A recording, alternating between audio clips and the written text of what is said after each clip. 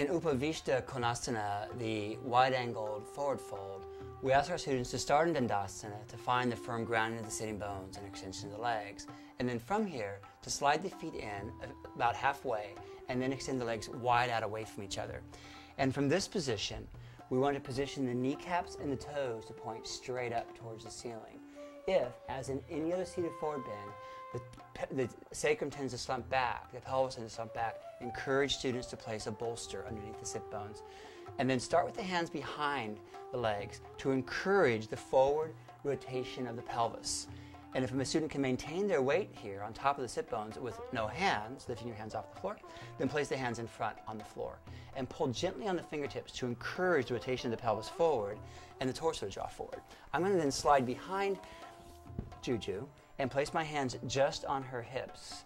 And pressing down to encourage the ground of her hips, I'll use my fingertips at the top of her thighs to encourage the thighs to rotate back, while I use my thumbs at her sacrum to encourage her sacrum to rotate forward.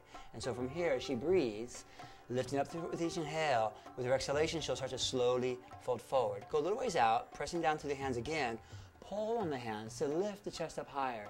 And each exhale, go a little farther out and down. And little by little, draw the sternum farther and farther and farther to the horizon. I increasingly rotate the thighs back, rooting firmly down to encourage the grounding of our sitting bones and a deeper opening to the groins. With the student this deep into the pose, I'll step in and draw my knees to just above the sacrum and sliding my knees as up the quadratus lumborum muscles, encourage more length in the spine. Staying with the breath. If Juju has the openness through her arms and shoulders, you can reach her arms straight out and clasp a hold of her big toes. Pulling on the big toes, she'll leverage the drawing of her shoulder blades down the back, the sternum forward, and breathing through the heart.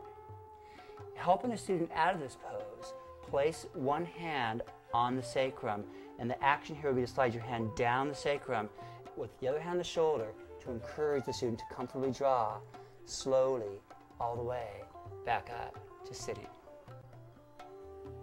in Upa Vista Konasana prep position.